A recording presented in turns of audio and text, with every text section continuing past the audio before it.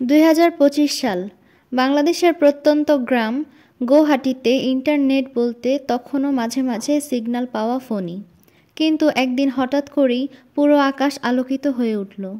রাতের আকাশে একসাথে চলছিল শত শত ক্ষুদ্র আলো, স্টারলিংক স্যাটেলাইট। গ্রামের কিশোর রাহিম প্রযুক্তির ভীষণ ভক্ত। সে জানত স্টারলিংক মানে পৃথিবীর যে কোনো জায়গায় ইন্টারনেট পৌঁছে দেওয়ার একটি চেষ্টা।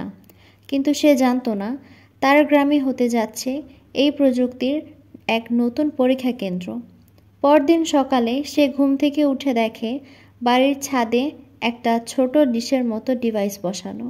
এটা স্টারলিংকের টার্মিনাল। একদল বিদেশি ও বিজ্ঞানী এসেছেন, বললেন, আমরা চাই এখান থেকে বিশ্বের সবচেয়ে প্রত্যন্ত গ্রামে ইন্টারনেট পরীক্ষাটি শুরু হোক। রাহিম এক টুকরো বিস্ময়ের মতো সেই ডিভাইসে হাত রাখল। মুহূর্তেই তার ফোনে ভরপুর ইন্টারনেট।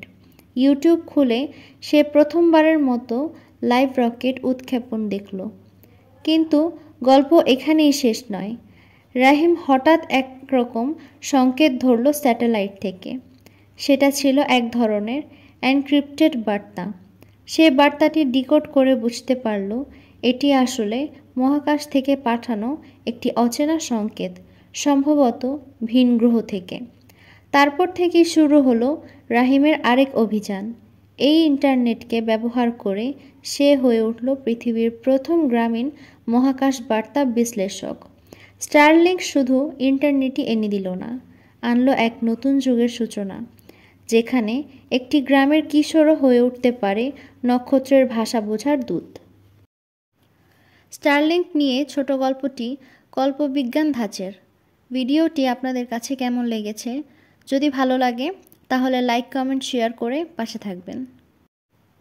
স্টারলিংক হলো স্পেসএক্স কোম্পানির একটি স্যাটেলাইট ভিত্তিক ইন্টারনেট সেবা, যা মূলত বিশ্বের যেসব স্থানে ব্রডব্যান্ড ইন্টারনেট পৌঁছায় না বা দুর্বল সেবা পাওয়া যায়, সেসব এলাকা দ্রুতগতির ইন্টারনেট পৌঁছে দেওয়ার জন্য তৈরি করা হয়েছে। পরবর্তী ভিডিও স্টারলিংক কিভাবে কাজ করে দেখার আমন্ত্রণ রইল। ধন্যবাদ। আসসালামু আলাইকুম।